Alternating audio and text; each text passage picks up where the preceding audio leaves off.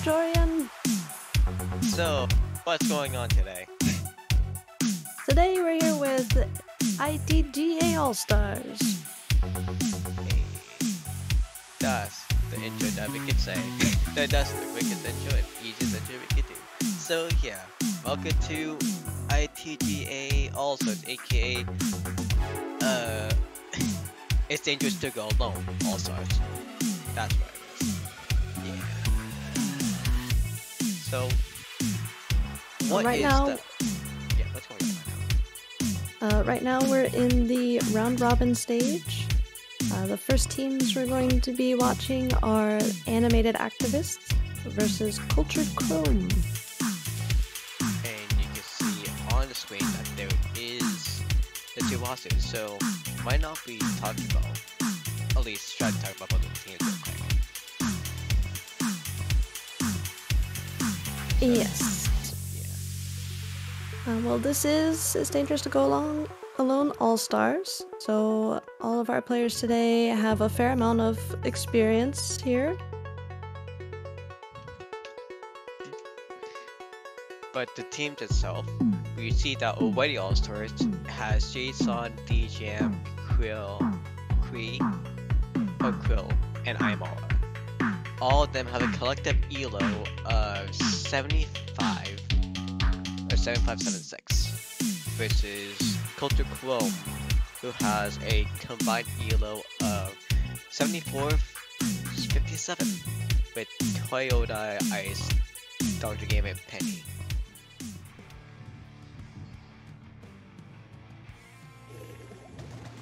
But yeah, in the video, what is going to be the best of Panda? And it looks like we're off with our first game here, Rainmaker on Sturgeon Shipyard. Okay, so it is going to be best of 3 if I remember correctly as well. So it's first of 2. But yeah, playing off with Rainmaker on Sturgeon Shipyard, what do you think about the map? Well, if anybody knows me, they know that this is one of my favorite maps in the game since Splatoon 2. And I love it for Rainmaker because of the main checkpoint that we're seeing Cultured Chrome go for right now in the courtyard. It's great for offense and defense. And we see obviously with the offensive objective, Culture Chrome is already at the first checkpoint, but already at the same time losing members one by one, just because of staying that checkpoint and not falling back. But that keeps the aggressive push, as you said. Vice already All-Stars, they are just playing the defensive campus for now because of the comp. For right now, it's not really fast enough to go ahead based on how they're playing right now.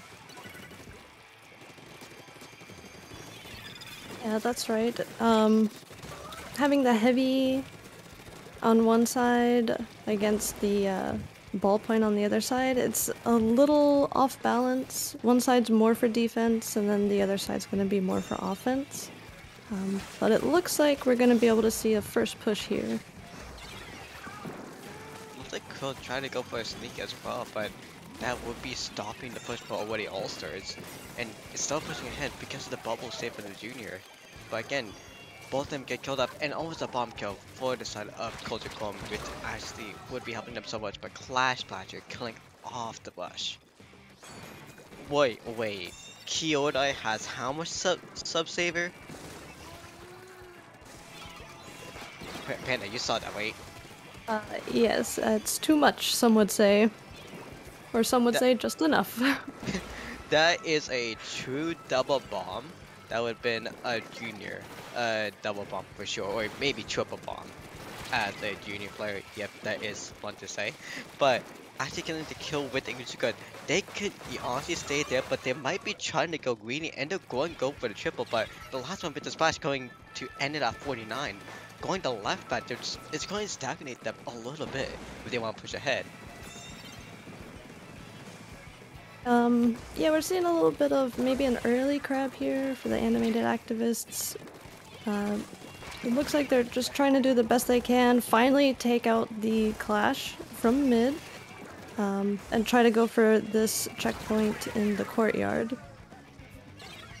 And we do see the green actually almost played off of that, but ooh, it was too close for the Culture Crumbs. But for the already altars, aka the animated activists, we do see that they made up to 63, but not kill off the checkpoint. They do have at least 2 more pushes left, basing how the game will play out, but for right now, we do need to see the already altars, mostly the brush and the splash, try to pop off and try to go the aggressive route to kill off either the clash or the sploosh, as we see right now. Yeah, I think I've seen a few deaths on the sploosh so far. I haven't seen too many of the stamp being pulled out. Ideally, I would like to see more, because I am a fan of the special. We might see a sneak here for final podium, but they are stopped by the heavy. It is a really good defense on the Culture Crumb side with that stall. Well, I don't know, although we always was having the better defense on that side, but so Culture Crumb made up to 7. That sneak would have had been perfect if if anyone didn't actually watch them. But yeah, now is the last chance for the push for the already also, because once the checkpoint is pushed, there is a little bit of extra time if we go to overtime. And here we're seeing the All-Stars finally take down the checkpoint. If they can get a quick pop here and push across this spinner, they might be able to close that gap. Yeah, and actually getting the sync well will help a lot, but we do need to see that bubble pop as well, if we do.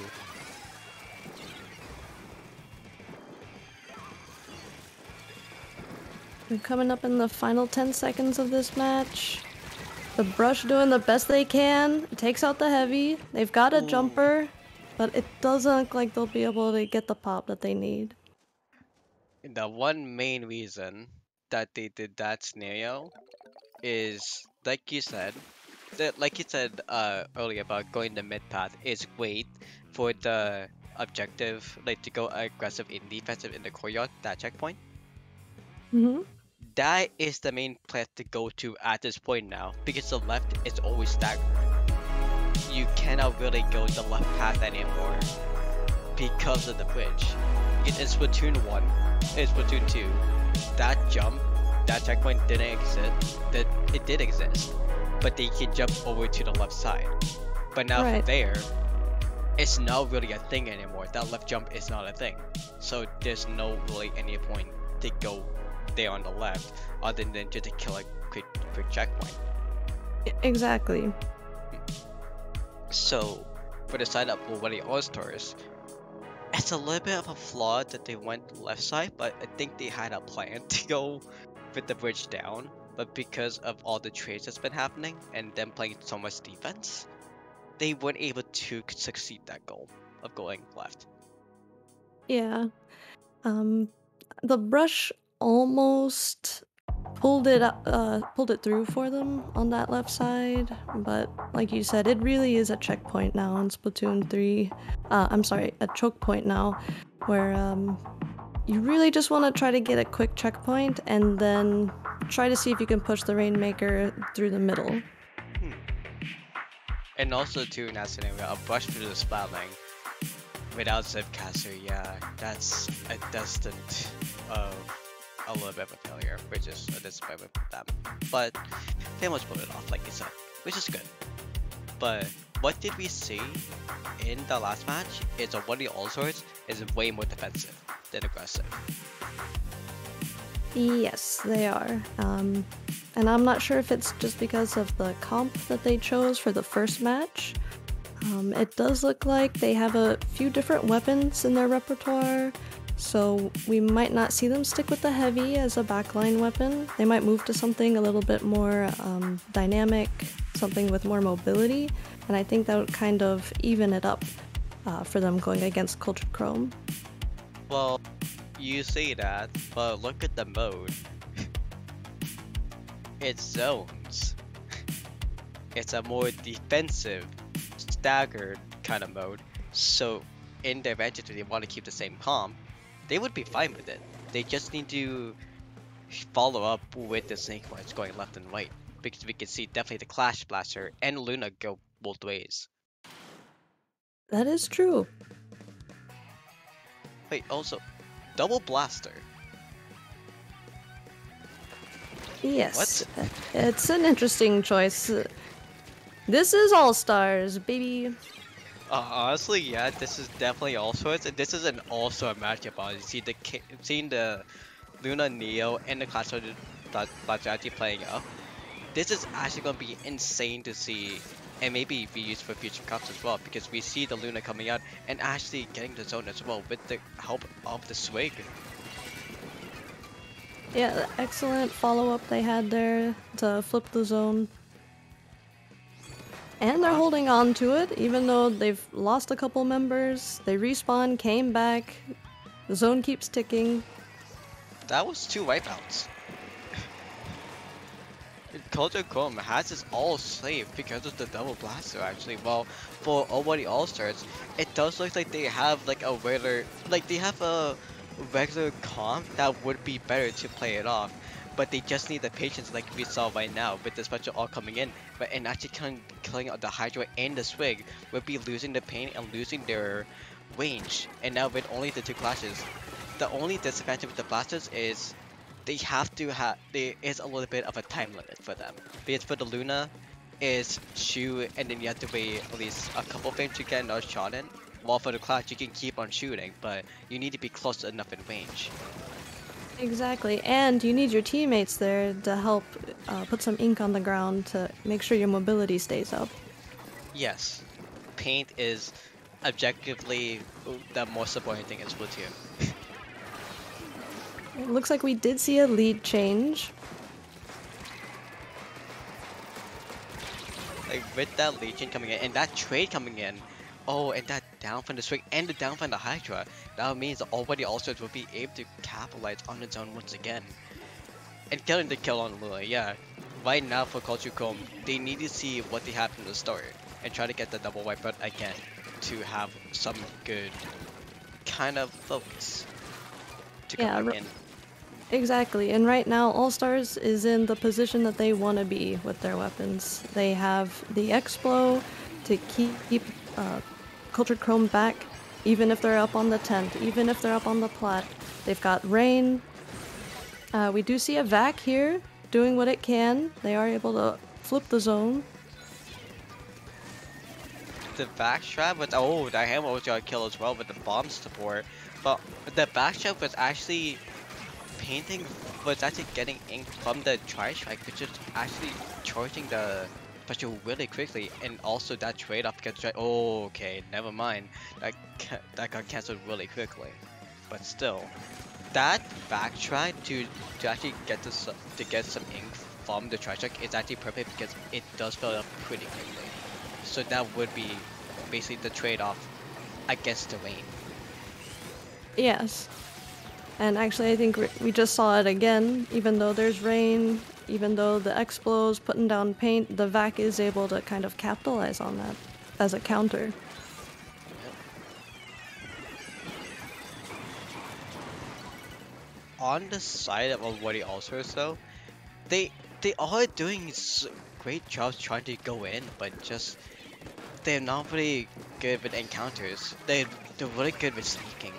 But I feel for right now that they aren't able to find that sneak point right now because of all the ledge camping right now, because of the Luna having so much advantage there. They need to see something like the Churchill trying to go in or try to find a special real quick. Exactly. They might not be able to make it to the zone here in the last final seconds.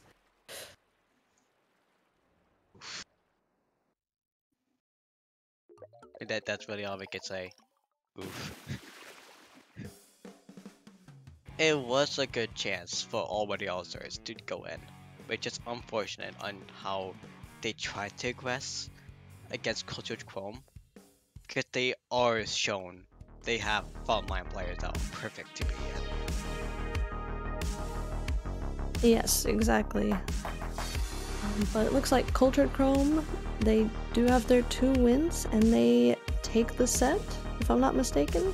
Yep, they take the set for this round 1. And now we're going to moving on to round 2 soon enough. But who will we see for round 2? Guess a maybe. But we could say by now that Sea Stars and Draconian has fought, and the Draconians has lost 2-0 against the Sea Stars. We can say that as a bracket update.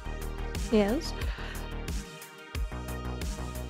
But what else do you think about the last match of this Panda? This last match, this first round was really interesting, just because of the two different playstyles. The All-Stars in this Splat Zones match, they really got in that position that was optimal for them, but they got a little bit staggered, and like you were pointing out, they weren't quite able to make those offensive pushes to get back to the zone, and ended up costing them in the end. Yeah, it really just seems right.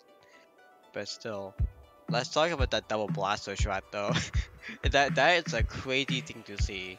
It definitely in an all-star way. Like even though like this is all-stars and this could be like any weapon you want, this is just for fun, more or less. Still seeing a double blaster and see it play off like that. If you see something like 2 Slayers going that way, that would be chaos to see if it's like double the same weapon. So say like double Clash Hunter itself and they combo together. Like with more synergy, that would be insane to see. Yes, it would.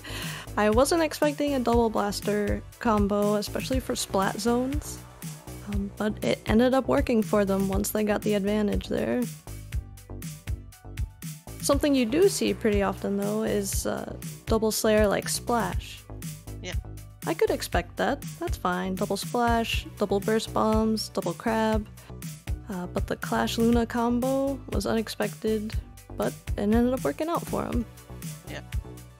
And for the side of Oli also, they had more or less a pretty generic comp as well, with the Tetras, with the Splash, the T-Tech, and the Hydra actually as well.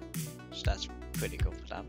But yeah, that seems good enough to talk about the round 1. And do you think it's a good time to go on break? Yes, and we'll be back for round 2.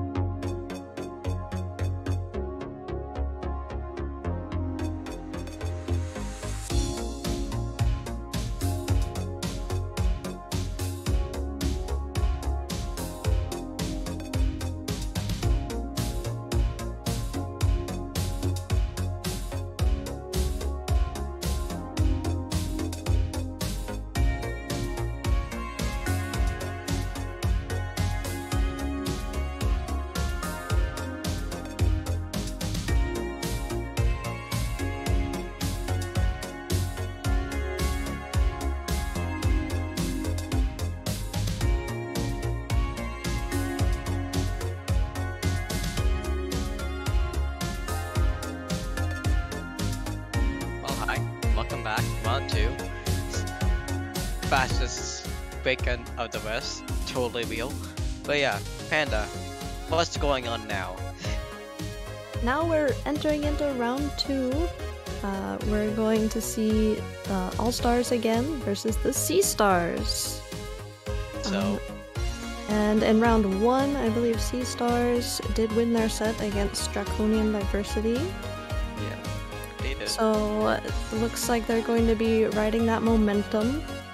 While the All-Stars, on the other hand, might want to have a little bit of a mental reset coming into this set. Yep, but we did see on stream earlier that All-Stars has went 0-2 against the cultural, yeah, that team.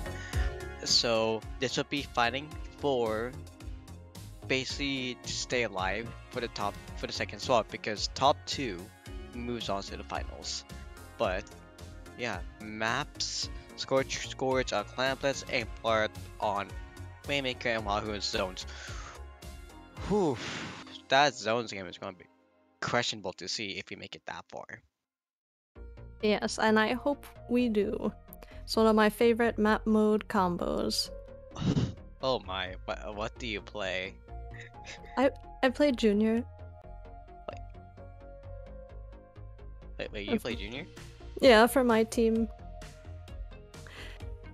Are you a double bomb activist?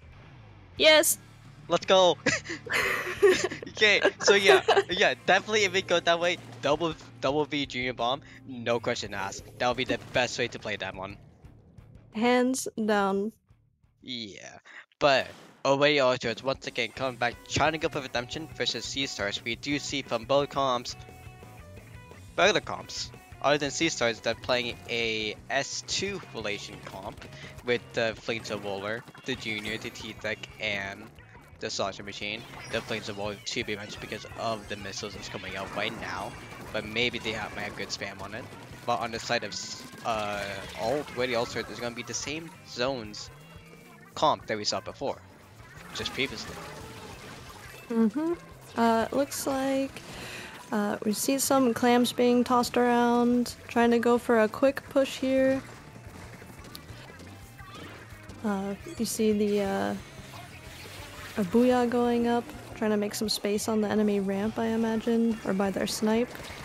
Yep, by the snipe. The Rush though, Rush trying to go for sneak, but actually does fail on the sneak, and almost trying to get 2, but failed once again. But we do see the Sea Stars actually going for a score, but no clans to back that up though. But more plays ahead, now is equally matched, so never mind. But we might see the Sea by the Slot Machine, actually does get a kill, but the clans are going in. A couple of sneak clams, sometimes that's all you need to keep the basket open just a little bit longer. Looks like the crab on the ramp here is gonna kind of make some space, shut down this push, and help All-Stars reset. As we see once again, for already All-Stars, they are pretty aggressive, but only the rush to help them out. But once the rush is gone, it's more just stagnate. Because we see for the Sea Stars, the aggressiveness is great. Like, they don't need really anyone else to back it up. They have good comboing with, say, like the Junior and the T-Tac. They know how to push it up together, and we do see someone with a good sneak, like the Sauce Machine, having good range. And they missed the ball, didn't they? Yeah, they didn't quite make it far enough before the bomb took them out. And we're seeing chaos here. Rain, a booyah, a triple ink strike. And All-Stars gets a wipeout on Sea Stars. I would like to see them capitalize on this, go straight for the basket. And they did. They're only 1 point away now from taking the lead. But it doesn't look like anybody's there. There's no jump. That was so unfortunate, because if that trade didn't happen between DJM and someone else on the side of Sea Stars, that would have been the jump that perfectly made it to the lead for the side of everybody else. But because of that triple, that was just unfortunate for them. But now we see Sea Stars getting tripled as well from the Octopus. That was when Zip gets as well. So Krill actually does get a little bit of a comeback, but they need to get clams. The 2 off. Yep, they're doing a great job at making space. And the brush goes down. All Stars has just lost 2 players. That was an excellent follow-up using the ink strike on the ramp leading up to the basket. But like you said, they didn't have the clams or the coordination to make a power clam in that moment. Like, this is the thing that's unfortunate about clamlets, or just like playing in something that last second. Because if you join into something last second without practice, you'll see something of like a little bit of a miscommunication that you won't see until the end of the tournament, more or less. That's when everyone gets to know about each other. But for right now, we do see so that Ashley does come in once again, being more coordinated, definitely as shown against Nobody All-Stars, having more better communication, because we see mostly compared to like the T-Tech and the Junior and the Sausage Machine, like the Sausage Machine knows how to do sneaks and definitely is calling it out in the VC, while the T-Tech and the Junior is mostly coordinated on pushes. That's what we mostly will see right now. On the side of Away All-Stars, they're getting there. They're definitely getting there from the first round. If for the second round, it's just against an aggro team like this, it's not really that way. Exactly. Their brush is really their front man here, if I could call it that. Once the brush gets a couple of picks for the All-Stars, they really need to just follow up immediately. But that's not what we're seeing. Yeah, we do see in this scenario that the brush is the front line, but at the same time the splash is trying to be the front line. But in any case, it is either one or the other, but we do see that Nobody else get the last second push in. But because of the extra clam, there was overtime. There is overtime. They just lost almost all of their players, so I'm not sure if they're going to be able to put up a strong defense here. We see a couple of trades near the ramp. There is a jump by the basket. Basket's open. They need another full. They're 2 clams away. The one clam. Oh no, that's everyone. That's it. And the wipeout. Ah. What a first game match for this set. The first game has been down to the line, and in the end, Nobody else is getting it by the last 30 seconds.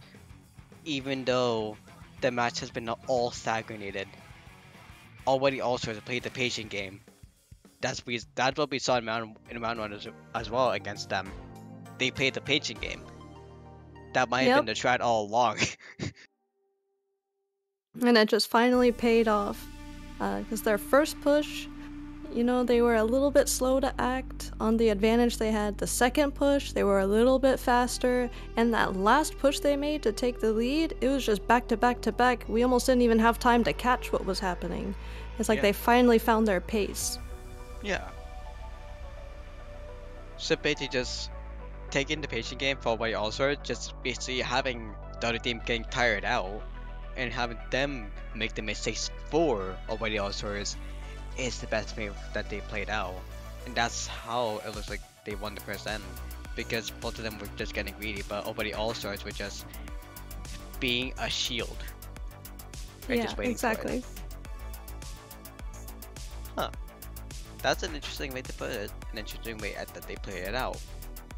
That shows that they're full on defense. But for Inkflood or Academy on Rainmaker though.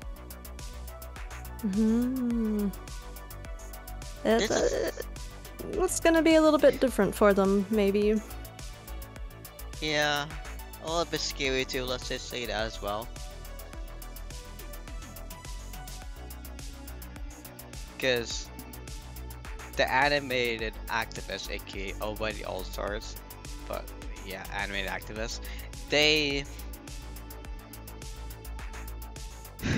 their shield method might not be worth it, might not help this much against the aggro team that we saw last round against Inclamlets.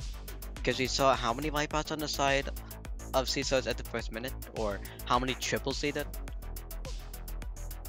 Like at least 2, 3, yeah. Yeah, so in that scenario, on Rainmaker, that's so important. So we might see Citos go full Rain on this.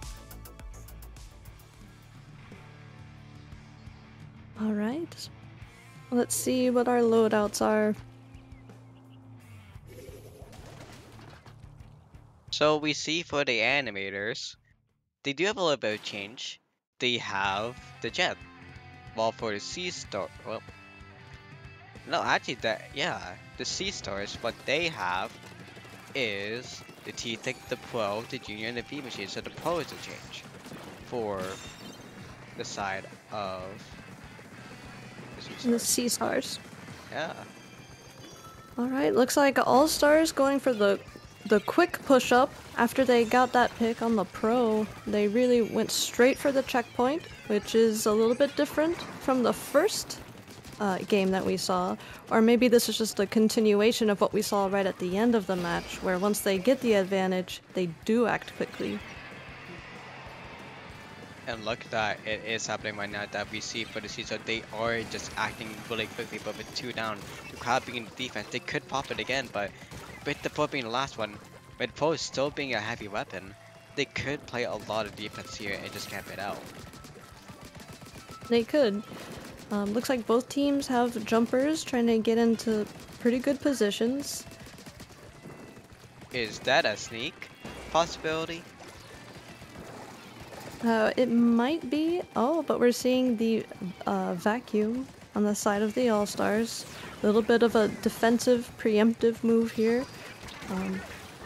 It's actually a pretty good choice, I would say, because they are able to get the Rainmaker reset. Oh, can the Pro survive? And they do take out the Zipcaster. Yeah, with that Pro survival as well, we do see that all of the animators is still in mid, but because they won't be able to get another down, like either the Pro or the T-Tac, they are just doing a big fight, I guess, for mid. But we do see that was that the angle Jew that killed them off? Oh no, that was a splat bomb. Yeah, the slow rolling splat bomb. And that kill from the Waymaker shield as well would give them the lead for the side of Sea Stars. It could have. They weren't able to quite make it around the wall here. And here we see another preemptive vac, but it is taken down. 3 down now on the side of the All-Stars. And they do get the Booyah as well to make it up to 32, using it as a pain strat. And it looks like they end up to 27 because 2 down now. And the last one is just going to be trying to go away.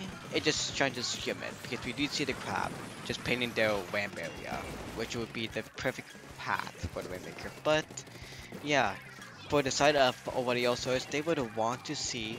They would just want the base to be full on covered, so they don't see anything or anything else. Because that T-Tech could have a lot of edges there, and for the Slots Machine with their perfect aim so far, they could just have them ramp up and have the side of the animators just stagnate back in base again. And here we see DJ Jam with a perfect, seemingly perfect crab on the left side there of the stack. But the sloshing machine took down the crab. The sloshing machine goes down to the junior. And we're just seeing staggered back-to-back picks on both teams right now. With the back-to-back right now, with the Waymaker kill on the junior and the Bush getting down as well, but the junior and the sloshing machine going down on the side of the Sea Stars. Not really any aggro because the T-Tech was respawning as well, and for the splash and for the jet, they're playing more defensive. The splash most likely wants to have the crab out first, so they won't go ahead. And for the jet, they do have their back as well. But with all these touch on the side of the activists and a DC coming out into play, it does look like this will be going to the Sea Stars, unless some clutch play will be coming up from the activists animators. Yeah, it's an unfortunate situation here. When the Rainmaker is in this area by the tree, it really is tough to get the Rainmaker out unless you can take the Rainmaker out and then pop the shield and then get a reset, which they do get the reset. No, you know what team that was though? That was the Sea Stars. That doesn't matter for them. for the season, they're trying to play it out as much as possible, so they don't have that. So for the animated activists, they don't have anywhere to go. For the sea stars to go that way and just leave it there, was the greatest shot to stall the game. Oh, I see. It So they were looks just like stalling it it. Yeah. almost worked for them. No, it did. They stalled the game out as much as possible, and they won because they already had 28. So it didn't matter Oh, for the I side. see. Yeah. So now it's So, 1-1. Sea Stars Game 2, we're 1-1. Yep. And so we do get to see one of the best map mode combos. Let's see how many bombs are going to be coming out into play.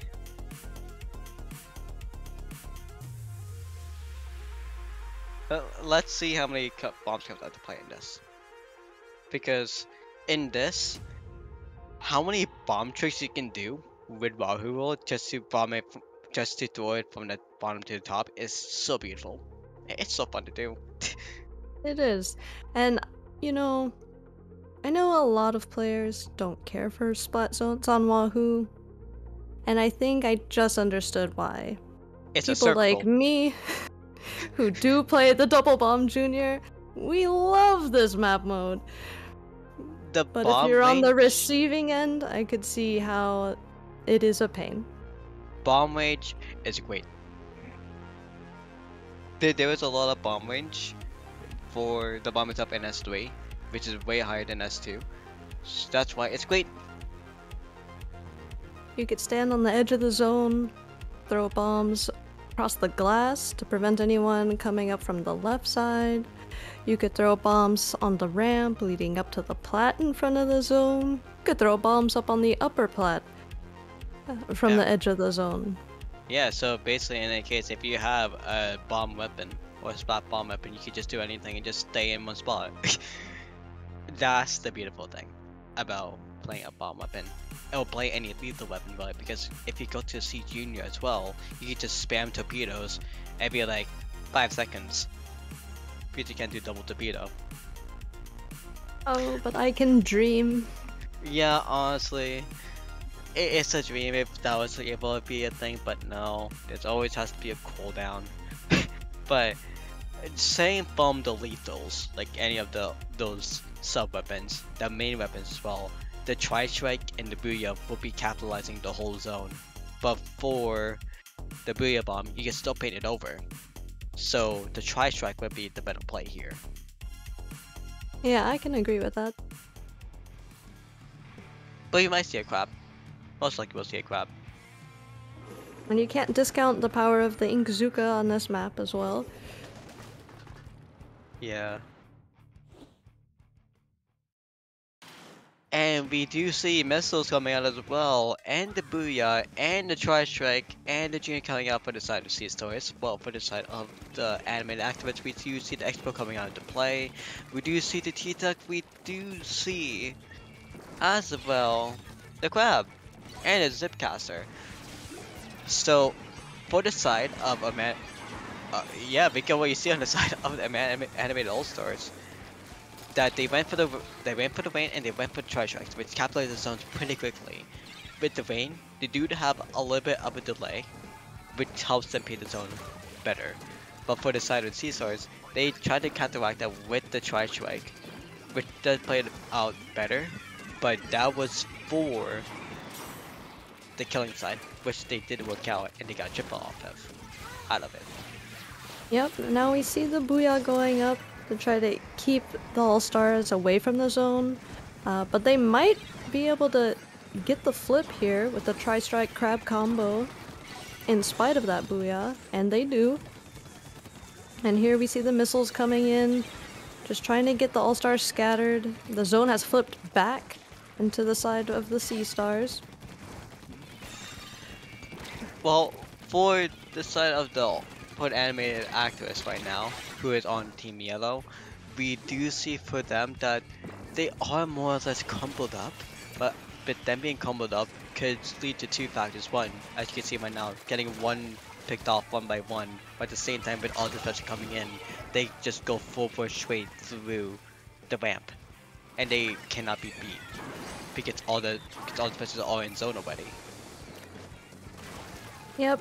And with the booyah and the missiles for the sea stars, they can really do a good job at keeping the all-stars or the activists back. There we see a zipcaster. It goes down for the all-stars. This crab might be able to do some damage, at least stall the zone, give them a chance to flip it. That was a stalling, and we do see an nice Professor Slot machine might not come into play, but that stalling from the Sea Stars does make them to have the third game win. Yep, last game goes to the Sea Stars, so they'll be taking this set 2-1. That was a bit of a sweep, by the way, as well. That was a bit of a sweep, just to say that as well. So GG's to that. Sea Stars will be going to your second spot now. With away All-Stars just now more or less out of the running.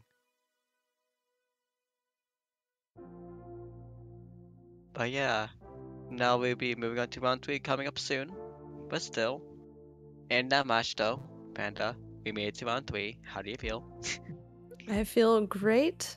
I love watching close battles, going from, you know, the one win for the All-Stars, flipping the momentum over to the Sea Stars. I just love it when matches get that close, neck and neck. It's exciting, and so I'm happy I was able to witness it. And in any case as well, in the trap format as well, when it goes back and forth with teams that maybe practice for even a day or something, when it gets to that close of competition, it's beautiful to see as well. Yeah. But yeah, we'll be back for round 3, and that round 3 match will be the Cultured Crumbs versus the Sea Stars. That'll be coming up hashtag soon, TM. So yeah. Oh my god. Yeah, fight me. But yeah, we'll be back. We'll be back for round 3.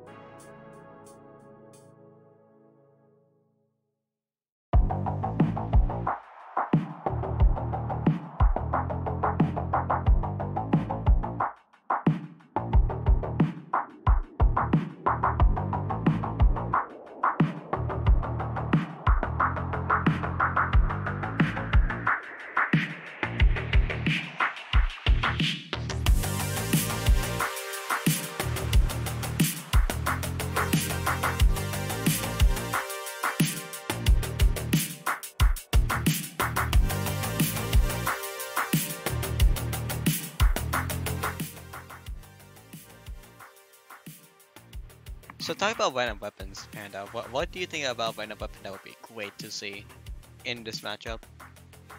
Just a random weapon? Just any random weapon. What do you think that would be a good weapon to see in this matchup? E-liter. An E-liter? That's what I would like to see. So you would like to see an E-liter from either Cultured Chrome or the Sea Stars in this round 3 of in this It's Dangerous to Go Alone All-Star event. You would like to see an E-liter. Yes. We haven't seen any chargers so far. You wait. You wait. That would be super great to see, for sure. But let's see it from the maps though. Because any of the maps could be... Oh yeah, an E-liter on the side of either Hacklefish or Museum or even Mincemeat. Definitely Mincemeat. That would be so fun to see. That how many great snipes we'll see from Mincemeat. Well, with E-liter would be beautiful, but honestly, seeing Swift though. What's your thought about Squiff coming in? Squiffs are alright. I like them. Nothing against them. It just... okay. Yeah, it's just alright. Something I would like to see in general with Splatoon 3 is more Snipe Rider. But I know right now its kit is a little weird to work with. What is the kit? I think it has... I always call it Juice. The Tacticooler. So, in that Juice scenario, that would be good for Rainmaker, which is good for round 2 actually, but for this round 1 being tower control on the side of Museum de Fano, the Facino actually, we do see the T-Tech going down, and we see the Luna going down. We do not see the double clash, we do not see the double of Blaster coming out from Cultured Chrome this time around.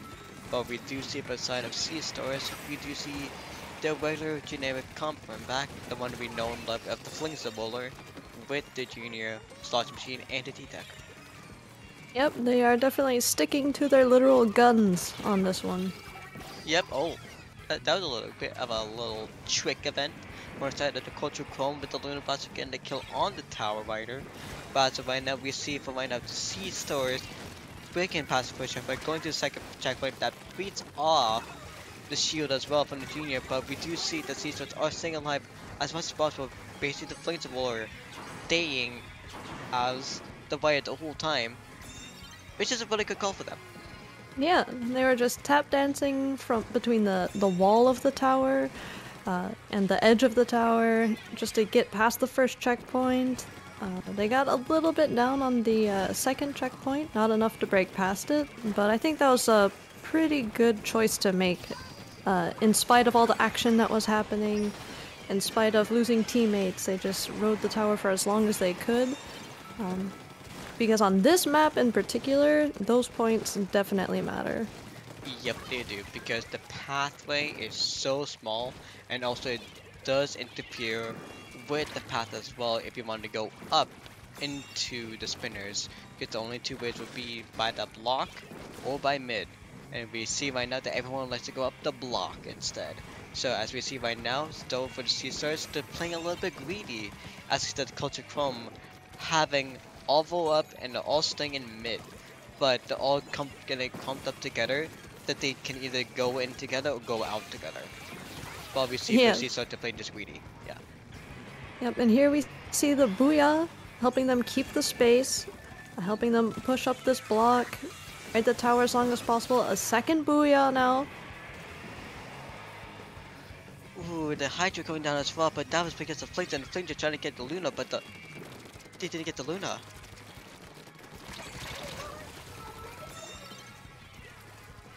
A bit of a... yeah. The Junior tried. A crazy scramble there on the edge of the spinner on the plat. It's turning into a little bit of a free-for-all right now, because Chrome definitely wants to push up to the second checkpoint. Seems like almost at any cost necessary. Yeah, Because Chrome is not in the lead right now, and that's what they want to have, so there has to be a scramble for them. But for the C stars, they're just going in one by one, but they're not going for the fights that they want to win against. Like they're trying to go into fights, and sometimes they lose again by a technicality of an error, and that's might be just because a little bit of misaim. Because of a little bit of misaim, it does defeat them a little bit, and that's why they were so close to making the Culture Chrome to go into the second checkpoint. But as of right now, because it's Fixed Dead, he's been sneaking a lot. Or he's been trying to sneak at least. And he wasn't able to get that activated. So that's unfortunate for them. But we do see for the Luna and the Hydra, they do have the Booyah coming out. And they do have a Hammer coming out too. Both of them has been activated. But for right now, Culture Chrome is still not able to get past the second checkpoint. Yeah, they almost had a good back-to-back combo there. They had a bubble to help them keep the pressure up. They had a booyah come in, but they weren't able to keep the numbers on the field. And that wipeout might set them back as we're entering the last minute here. Hopefully, instead of kind of like a random scramble, hopefully we see them work a little bit more coordinated here, because we have seen them work together. But for now, the lone bubble on the tower, unless we get a couple more players from Chrome on this tower, I don't know if it'll work out for them to take this checkpoint. Well, talk about coordination. They would have got 3 down from the side of C stores, and that would be breaking the lead for the side of Culture Chrome, taking the long path. But after the tiring of trades, they finally got it past it. Now it looks like for the C stars, they're in the panic. They mostly just still need at least a good 15 seconds of defense after they get the tower back to get this win. They need to get double wipeouts. Yeah, that was really exciting to see.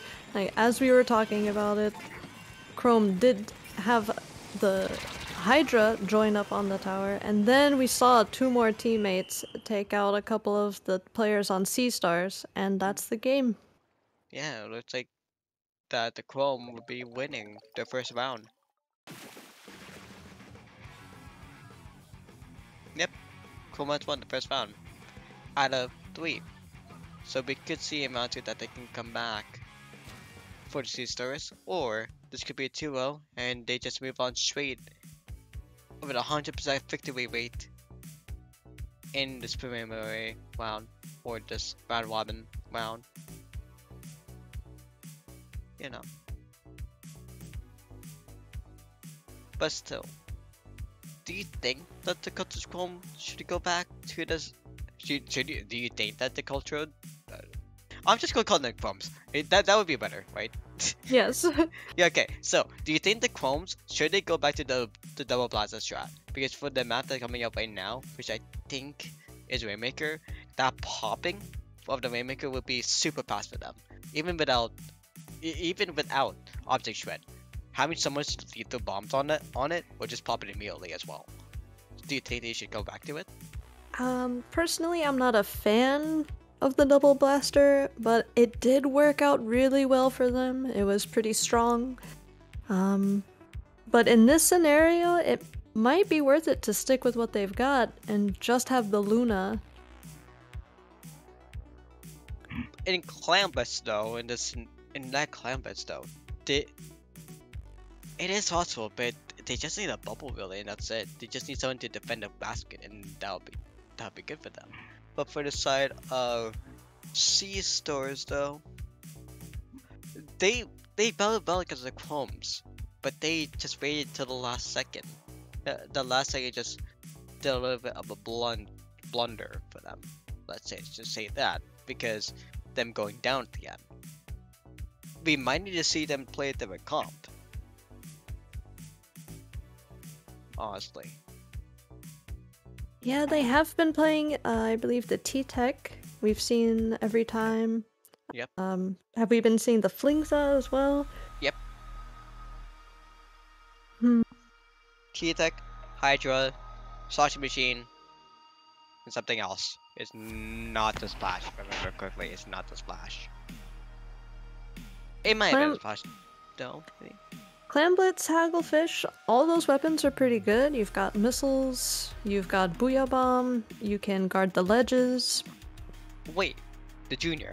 Yeah, they had the Junior. So in that sense though, I'm just saying the missiles can just get slashed up to something else. Hmm. Yeah, I guess there's potential for that. Maybe they would swap it for something like vacuum. Yeah. That could be good on hagglefish clams. Yeah, because and one thing, remember this is S3. This is not S2 anymore. So missiles aren't that strong as they used to be. So for the vacuum plus the bubble, if you think about that strategy, you'll have the bottom of the zone safe, and at the same time you'll have more paint pressure on the base as well. So in that case, if you have a lot of clamps, that'll be going down pretty quickly. Yeah, that would work out really well if either of these teams decides to go with something like that. I'm expecting the Chromes to stick with what they've got. The Sea Stars, I feel like we might see a wild card come out during this match. Yeah, we could see it. But let's hope. But with the teams almost being ready and having virtual clan blitz, this could be the end of the match for the Southern Culture Chrome winning for the first place, or we might see for Sea Stars their first win in this matchup.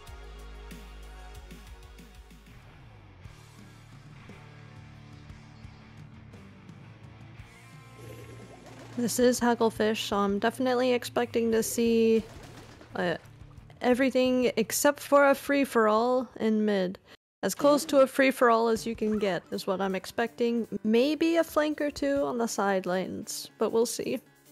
Oh hey, look at that. A regular spot shot, a sploosh, a capo, not blah blah, a Poe as Poe Forge, and a Hydra coming out from the Culture Chromes. And with the side of Sea Stars, we see an Ink Brush, a Junior, a Splash Up Pro Regular, and a T-Tech. The Brush being new. And maybe the brush was the wild card we were waiting for. Yep. Except the brush did go down a little early here, in the first 40 seconds. There is like some sense that they really need to be a little bit coordinated, because that Junior with the bubble, if he had the spot to go in under the basket, that's where the Brush would be 100% farming it out. They need that bubble to go under the basket, and they would have scored both of them in, and would have got the kill on the Hydra, and maybe at the Poe as well. And it looks like the Chromes are trying to retake map control here, but there's a couple of players in their base, it looks like. To possibly be a little bit of a sneakster, a little bit of trickster, trying to go in, but at the same time trying to be a distraction for the team as well. Because at this time, the Sea Stars should really pick up clams. Well, actually no, the Chromes. They should really be picking up clams right now. And we see right now they are. They are doing that. But in that scenario, 12 to 9 clams, there's still a stacking of a mid control. This brush is taking a lot of heat. They threw a killer whale at him. The pro was tracking him down. Bombs, you name it. Surrounded by enemy ink, and the brush is surviving. What are we watching? This is the point of the push. They want to go in, they want to be the distraction, and because of them being the distraction, they get the win. And that's what they're doing right now. This brush is being the wild card, and the wild card is being the delay, which is getting Caesar having so much trade in mid, because he's baiting all the Culture Chrome to go in one path. And if the Caesars do see it as well, as they get all mid, they can just go sneak out into the basket. That might be the strat. Yeah, it looks like it is, but I don't know if all the players are on board with it. Really, when the brush was taking so much attention, it would have been nice to see the rest of the team maybe pushing up from, you know, straight ahead from mid, going up the ramp to the plat under the basket. But that's not what we saw. Yeah, but what is this? Is that a ham coming out from the sploosh? That is a ham coming out, but it's getting a double, almost a Times triple. two. The Booyah Yeah. follow-up. The basket's broken. Chrome has drawn first blood here. First clam blood after 4 minutes, and they make it up to 70. So in this scenario, two clams, the two full clam footballs, will be breaking the barrier for to have the Seesaws getting the first win as well. And we do see for the Seesaws, they do have those two clams. They just need to play it off, but for the Blues, they could be sneaking again. Or they might be waiting for the hammer, which might be the better play for them, and get another double. Who knows? Yeah, it looks like the Sea Stars, okay, Chrome doesn't even need to wait for the hammer here. Had someone wreaking havoc in the Sea Stars base. And here the Zuka takes out 3. Oh. They've got staggered open basket. It's a perfect clam blitz condition here that you want to see. But I don't think they're going to be able to get any more clams in. And we've finally underneath the minute mark in this match. And so the Sea Stars are really going to have to ramp up the pressure just to shut down the any chance that Chrome's got. Even though without a KO, how many clams a Seesaw needs is all of them to basically have a full clam and score them all in to basically get this win. With 23 seconds left, it does seem like a good start right now.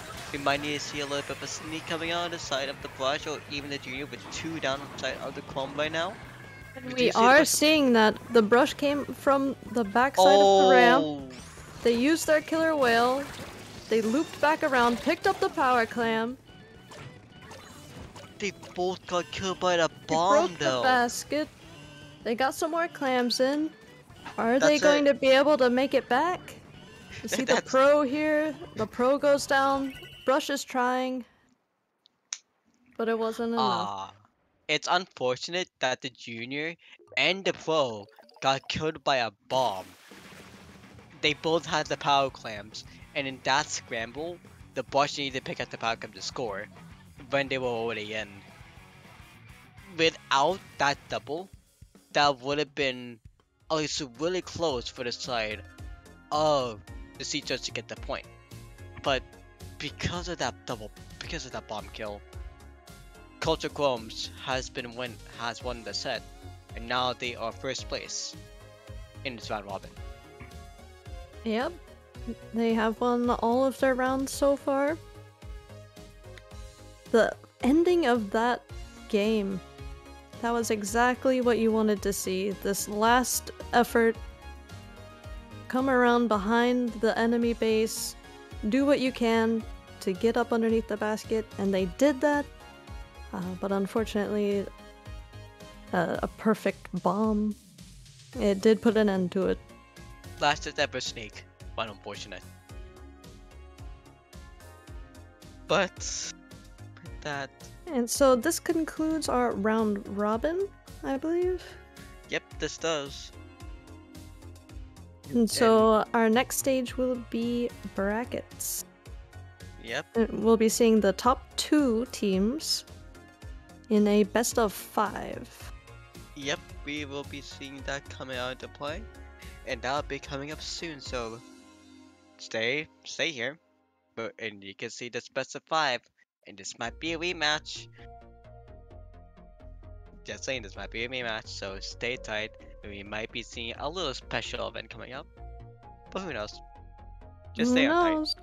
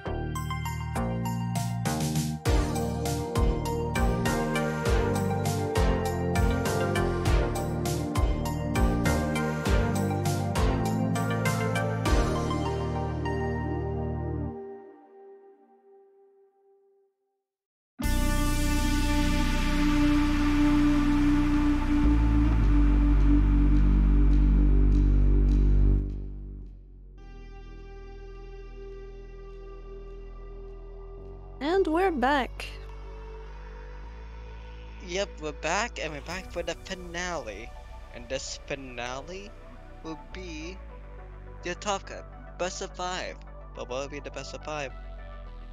But what will be the best of 5?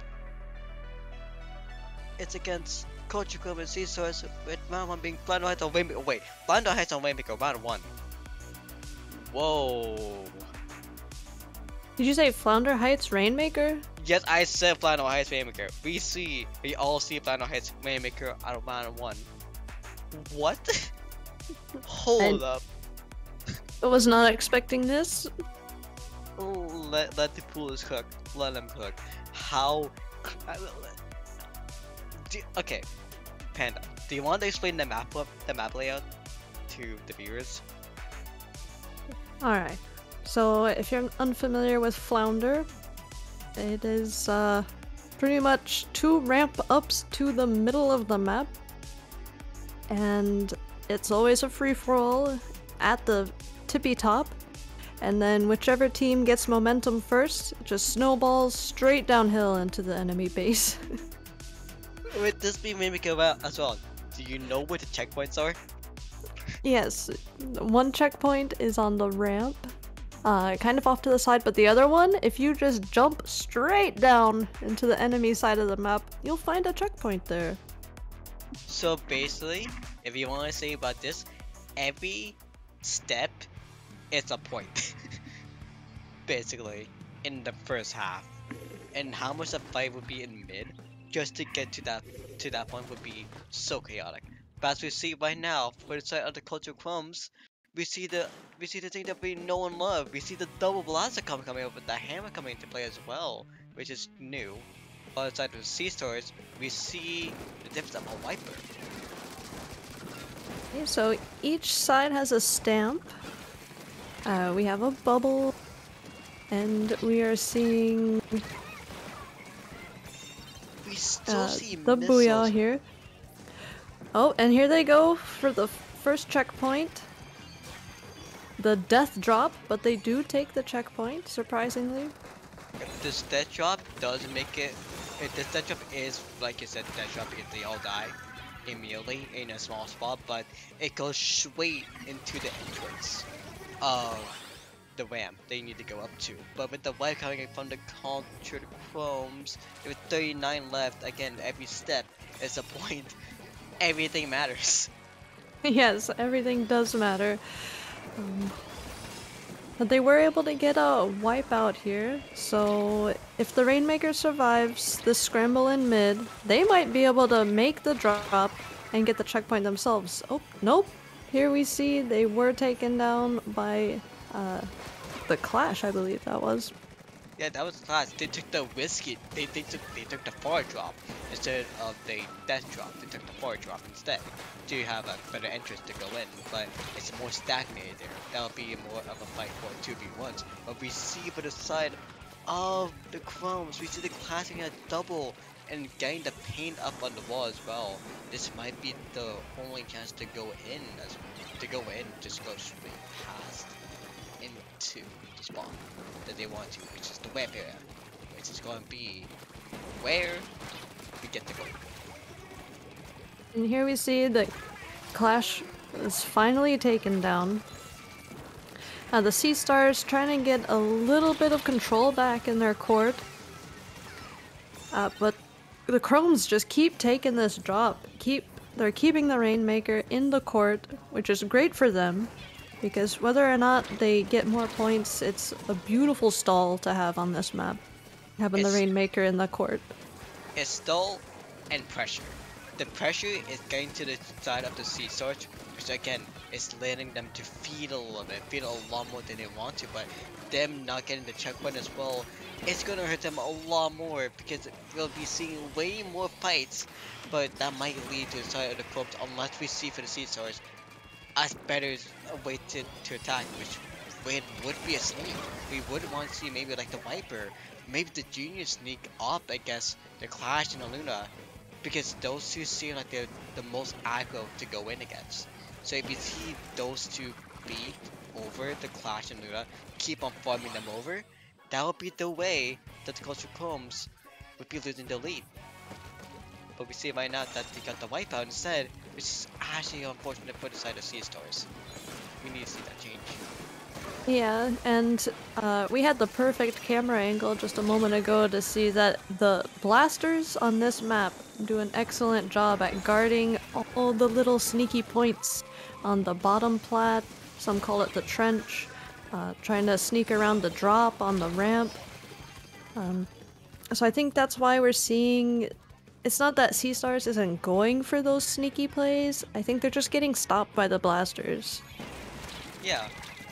But the Sea Stars, that's from what I was saying earlier. The Sea Stars needs to kill off both blasters as many times as possible to get them to have a good path. We see that the Clash is down, and we see that the ball plays down, so the range down, and the Inzuka is down, but there's 3 down the side of Sea Stars once again, which is wait, the Rainmaker just left. The Rainmaker just left them. He just left them fighting in mid and decided I'm going for it. He tried to do a little bit of funny and he did try to do a little bit of funny and try to go for the checkpoint, but it is unfortunate because they were all in mid, so they could just snap back, which worked out really well for them.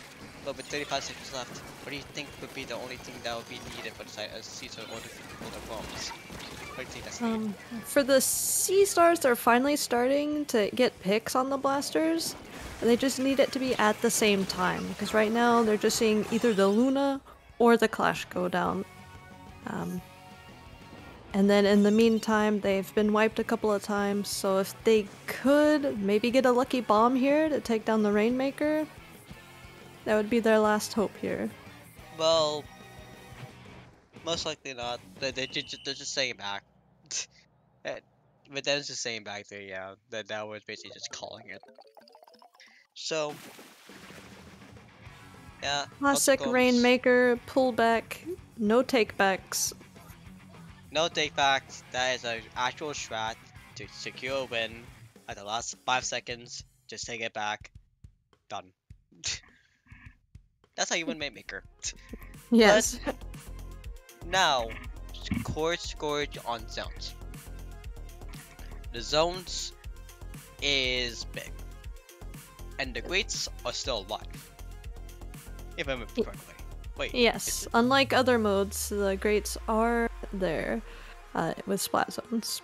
So with the Greats being there, anyone can walk up it. So in that sense, that anyone can walk up it, we will see a lot of bombs, if there is any, to land on that. So that would be basically like a trip mine. And in case as well, we would see bubbles there as well. If it bubblers, they would be able to just stand there as a jump point.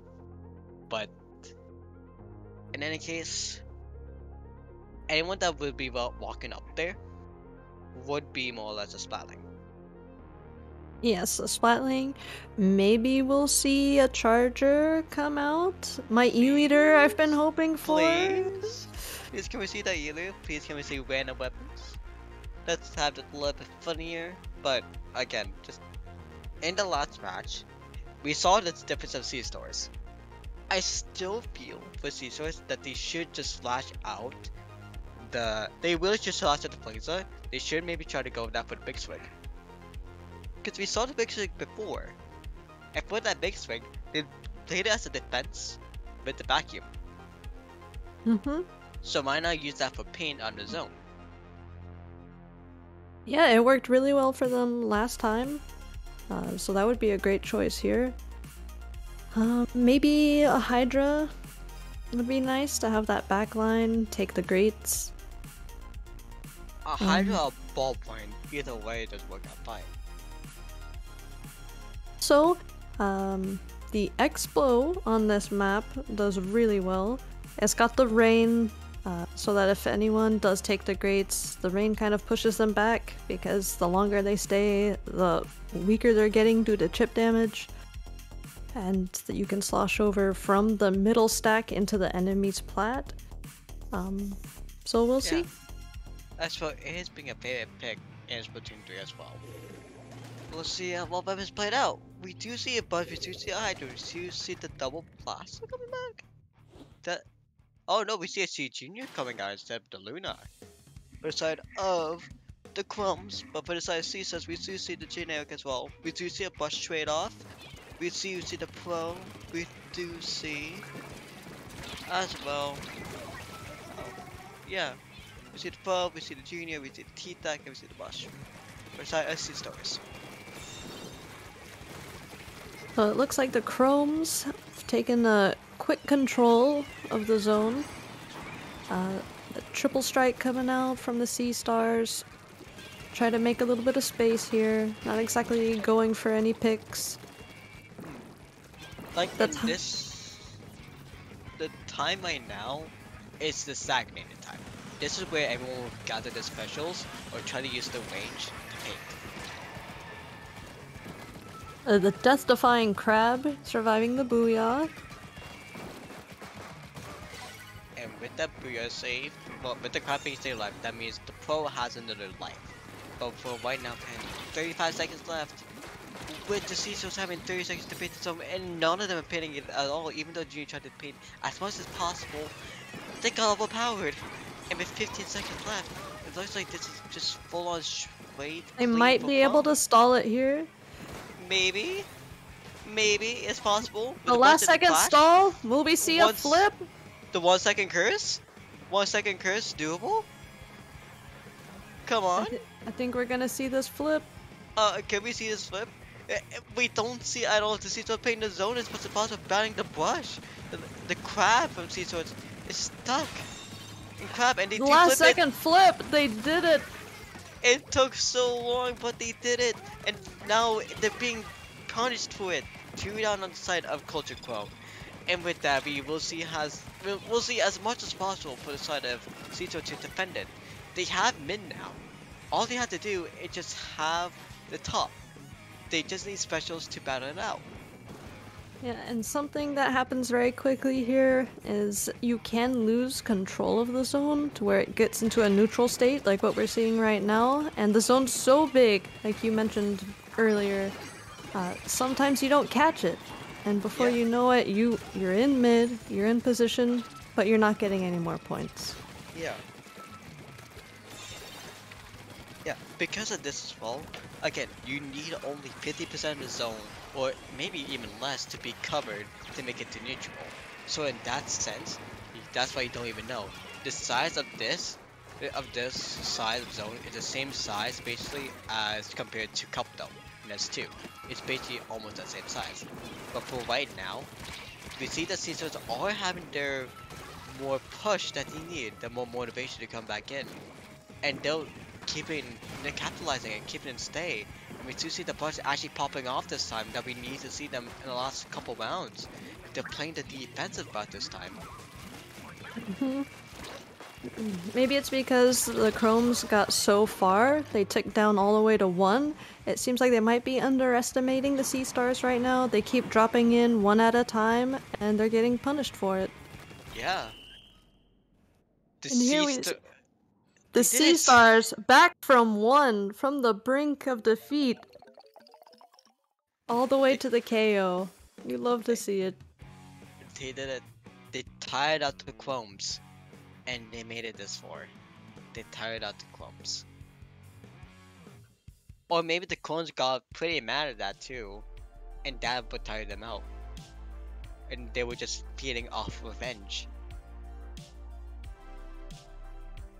Yeah, it can happen very quickly with that map. Yeah, yeah, it can. Definitely. But now it's making more tower control. Oh, another one of the best map mode combos. Hey, this is not Clamplets. That's a good thing, it's not Clamplets. But tower control and make more, yep. Because of us being junior players, what we could just do is just spam bombs on the tower or just put a bubble on the tower. Yes, or sometimes to help out teammates, you could put the bubble on the stack so that your backliners keep up the pressure on the plat. Yep. And the double bombs reach everywhere into the enemy base. Yep, we always just put them on snipe. Gets on snipe, that's where they always land, and we always get big kill on. Yeah, but otherwise, actually in map format though, the checkpoint or nearby snipe as well, so anyone can jump from that area. And the last checkpoint is literally just in base, 10 ports away. Yes. And do you think we're gonna see the double blaster come back? Yes. If we don't, that might be a little bit of a throw. I'm just saying that there, because the double blaster in this map is gone. It's pretty much a gone to be annoying on. So for the Chromes, they could easily just range the sea stars just because of the blasters. And playing blaster on tower control, it's what you usually play anyways. So maybe we might see like a rapid blaster, even like a range blaster coming into play for the side of sea stars. That might be a better to counteract with. Because with the blaster coming out together, that'll be basically a 2v1 or 1v1. Yeah. That would be a good tactic on either side to have. To combat a double blaster with a blaster that has a little bit more range. But as far as paint power goes, the Sea Stars might be able to counteract the double blaster if the Chromes do decide to go with that. You're right on that for sure. Because for paint power, Seasons definitely will have that, but kill power is the only issue. Kill power. And it is tower control. Kill power goes a long way. Yep. It does. Or do you see this for the side of Seasons? They already up. But for the side of Culture Chrome, they are waiting a little bit. Maybe they're trying to put the Sea Stars on ice so that they're not riding the momentum of the last match. Get a little bit of that mental reset. Yeah, maybe. They might be doing that.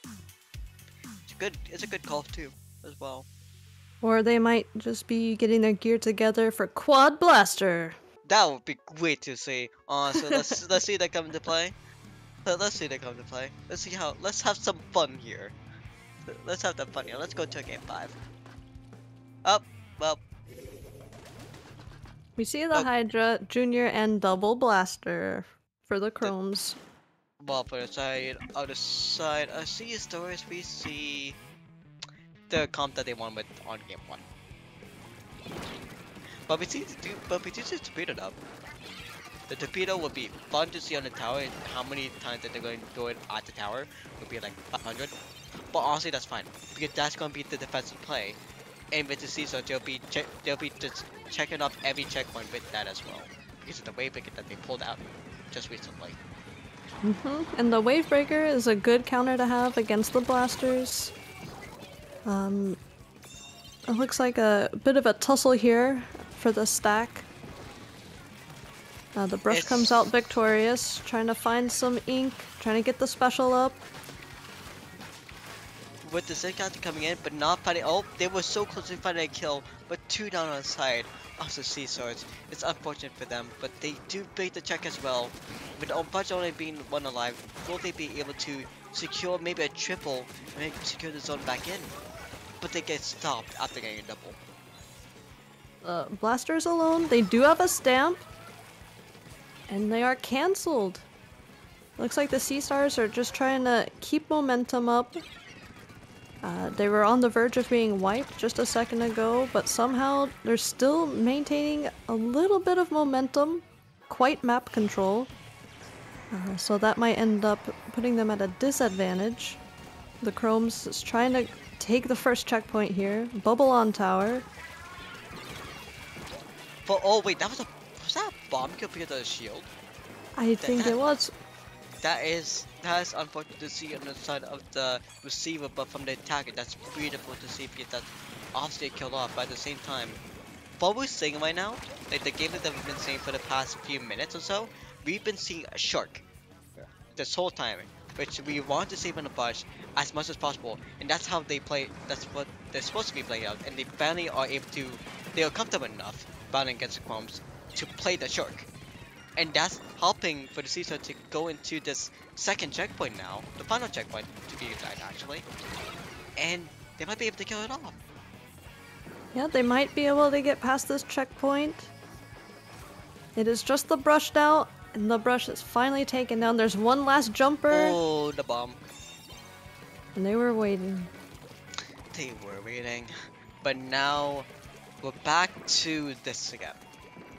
The last second, will we see the Chromes this time reverse it back and see them go into the win?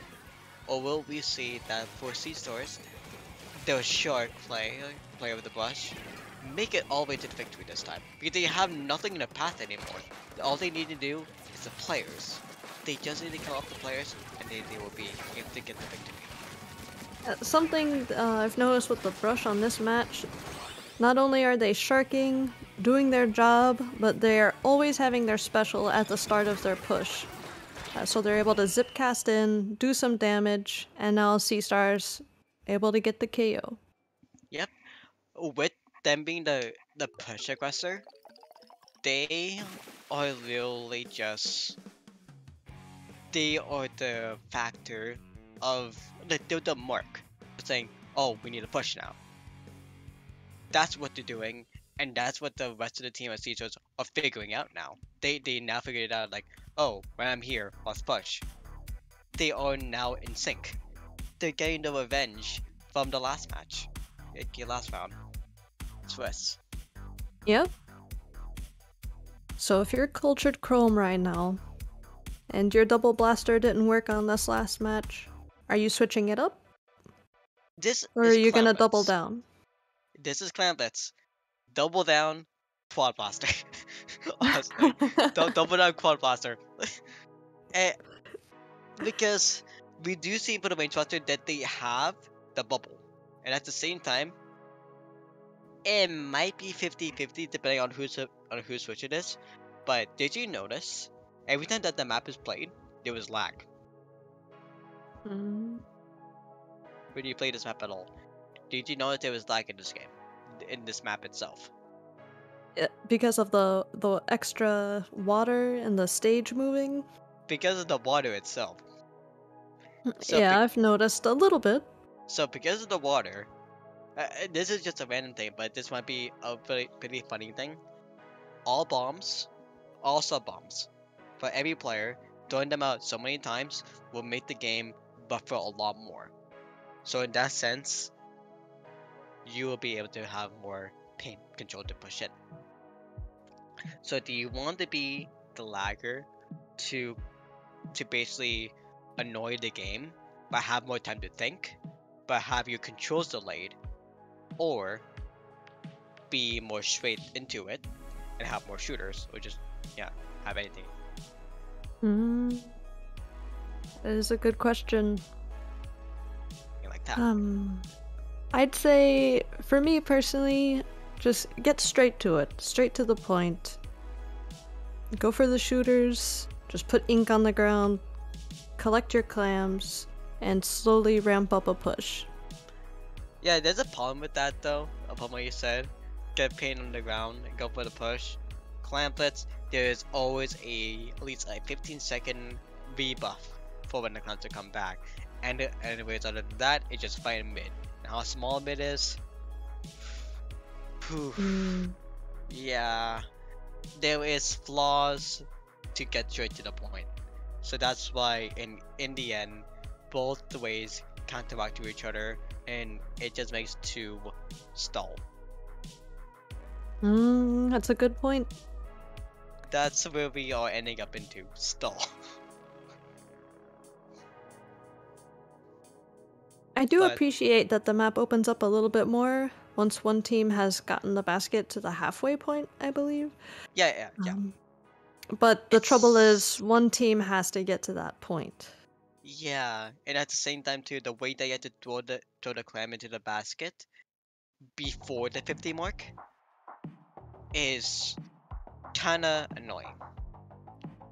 And it's kinda annoying because you have to aim up, but also because of everything getting shot to you, how much the game would be slowing down will be your struggle. So I'm expecting the C-Stars might stick with their comp here. I'm not sure what the Chromes are going to decide to do. The Chromes is the wild cards, but for the Caesars, we're going to see them go with the win with. The Bush is mostly going to be trying to go with they want to win with again, and we do see a squeezer coming out.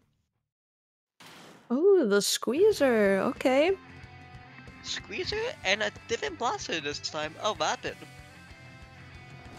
Alright, so they're going for range. Maybe trying to support the Hydra a little bit more. Early pick on the Junior.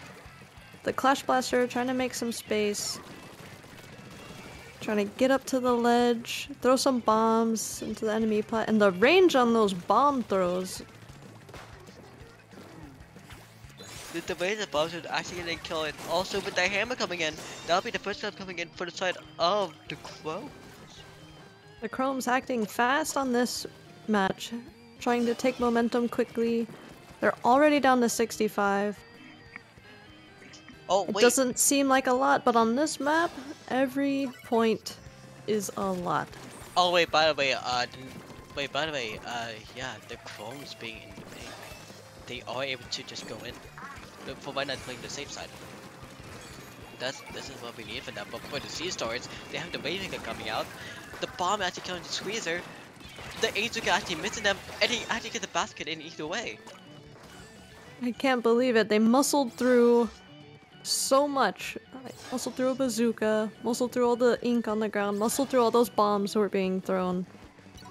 They didn't quite take the lead, but still, they were able to break the basket, so they were able to show that they can do it once, so they could do it again. What they are secured for another push, but with one clan being dead right now though, yeah, that might not be that good for another push coming in, but the Junior having the last push, that is the last clan coming in, but oh No! Getting caught in ink, they weren't able to make the jump. Unfortunate jump for sure, but we see it for all Sea Stars, they are still alive. They just need another time to push back in, get the speed down on side of the Culture Chromes. They're finally able to get their clams together. The Zipcaster coming out. 2 are down on the side of the Chromes, and the Sea Stars finally get another shot at the basket. Yeah, I mean another shot at the basket, we do see the clams going down to 50%. And we see the map just being stable again. Can they get the second clam in? We need to see the push. Oh no. The Junior, the T-Tech decided to play the safe route and just wait for another push. But with that scenario, we see the Chromes getting a lot of map control because of it. Yes, they are getting a lot of map control, but on the other side, the Sea Stars have a lot of clams, but they just lost 2 players, and majority of their clams. Their basket's been broken. Can the Chromes stagger this open? They do take the lead. Are they going to be able to keep this momentum up? The sneak from Penny though. The sneak! Bringing it down to 12 with the power clam. This might be it. That might be it, but no. We see that with a minute 38 left, we see that Caesars has 2 more pushing abilities coming to play. If we see the TT never got to kill, but the Rapid Blast got killed off. The Plus getting killed off. Ooh, this might be a bad time for Caesar to come back in. But for right now, we see that the Culture Chrome being able to then getting the kill off the Junior. Unfortunately. Yeah, the Sploosh doing a great job this match. Trying to keep the pushes alive, or trying to maximize each push, I think is the better term there to use. Yep. Either way though, we have a minute left, with 1 down aside, so it's once again, we will see if the Culture Chromes will be able to just play it out defensive, but mostly for Sea Stars, get clams. That's what we want to really see right now, to get that checkpoint code off and to have them down to 20. But that's almost a wipe on our side of Sea Stars. Oof. The getaway on that jump, perfect timing. Gives them a chance to collect themselves. Maybe put another push together if they survive this. Oh, 2 down on the side of Sea Stars, but that's a double coming out on the side. That's still a double coming out inside the Culture Chromes. We needed to see the Sea Stars win that matchup, and then they will be able to secure the victory. But they have 1 clam on the plate right now. Chromes did lose their Hydra, so it's gonna take them a while to build up a Booyah if they're going to defend this last-ditch effort coming from the Sea Stars. But still, it's like the Sea Stars are tired out at this point. They're all in panic mode. They're all being huddled up. They're all feeling it. They're panicking. They need a back end. They need a mind reset for the last game. Yep, they weren't able to get together for that last chance they had there. They got staggered. The Chromes are gonna take that match, and we are tied up once again. This is for the final one as well. They played too risky. That's mostly what happened. They played too risky. But yeah, this is what we wanted to see. Getting down to the last possible game. Rainmaker Undertow. It's finally time to see Undertow's bow way on Rainmaker, but this one, either way at the ramps, it's a risk. If this was tower control, I would say, you know, momentum could be built up really quickly on either side, but because it's Rainmaker specifically, this is going to be a tough match, I think, for both teams. Yeah, in this way, we need to see a fight in mid. This fight in mid will cost everything, will be everything. Because either way, if you win the fight, you will be able to. If you do win the fight, you'll be able to go up close to left. But if you lose the fight, you'll be having a second delay of thinking about what to do next. Because either way, they might go left, they might go the pinning path, or they might go right and go for the quick check. Yeah, this map is really unforgiving. Once you lose one of your checkpoints, because both paths are on totally opposite sides of the map, whichever team gets the first checkpoint is kind of at an advantage because they have options. Yep, definitely. But everyone, in most terms, you would want to go left because that's the swimming path, and most people have swim speed. While for one speed, if you want to go up that way, you'll be going right in front of the player spaces, right in front of the spawn. So it's your call on what way you want to go. But if you go the right path, that's the more closer way to go into the pedestal. But on the left one, there's more delay, but more chances that you can get support from your teammates. Yes. And if the Sea Stars keep the Octobrush that we've been seeing, maybe the Octobrush will go up the ramp on the right side, try to surprise the Chromes, take some of the attention away from the left side, so that they can push for that checkpoint. Yeah, that is dope. But with all the players running up, we'll be seeing the final round coming to play anytime now. The winner of this match will be crowned the All-Stars of All-Stars. Yeah. Do you think the Chromes are gonna keep Double Blaster again? Can we see the funny? Oh my Yes. gosh. Can we see the funny? Yes. Yes, we can. But honestly, in this mode, the rapid might be staying. That's for sure.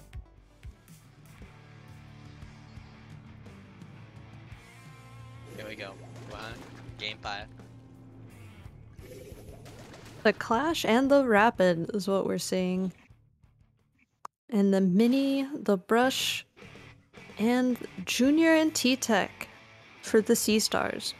The Caesar's playing like the Mini is a new sight. Because the Mini with the hammer is... That is someone with the hammer, if I remember correctly, so... I believe so. So both teams have a hammer. Both teams have a decent amount of ink coverage. But the range advantage goes to the Chromes because of the ballpoint.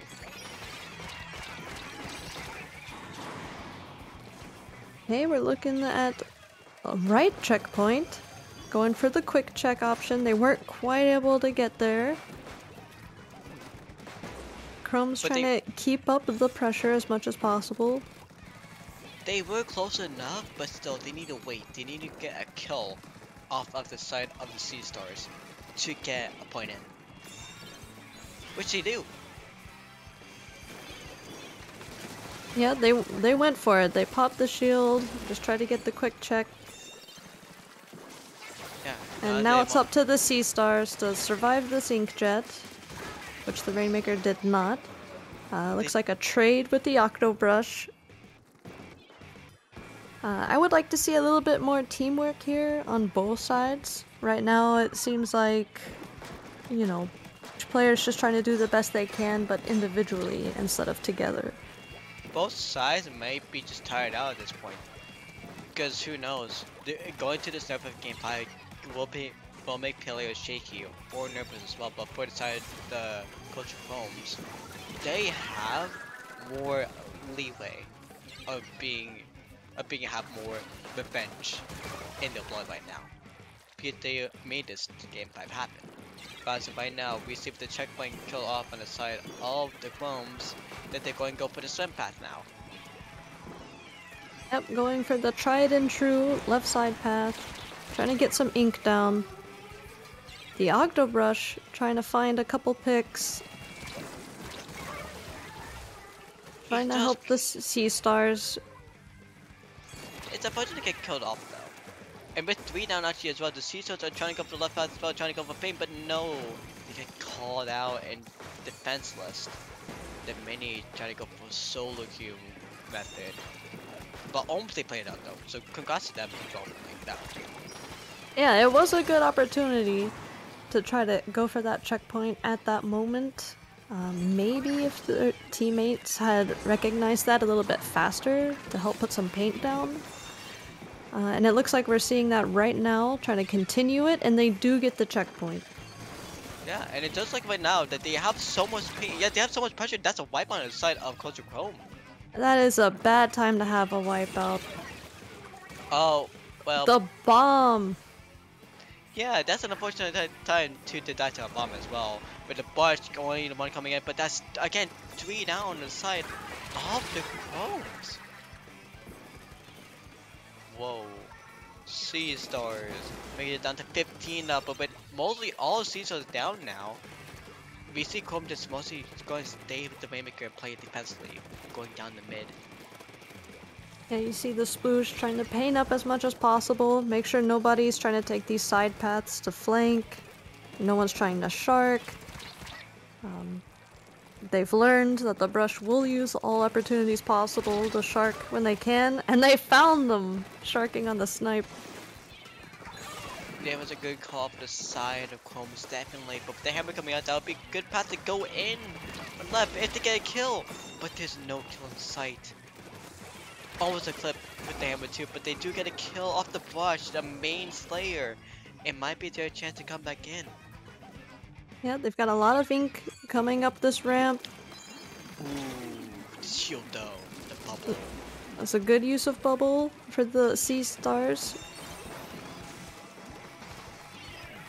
They have 35 seconds though, so for the side of Sea Stars, if they want to play it safe, they could just stagnate it into a really weird point for the Chromes, which will be that white window path. But that's that's a quad for the side of Sea Stars.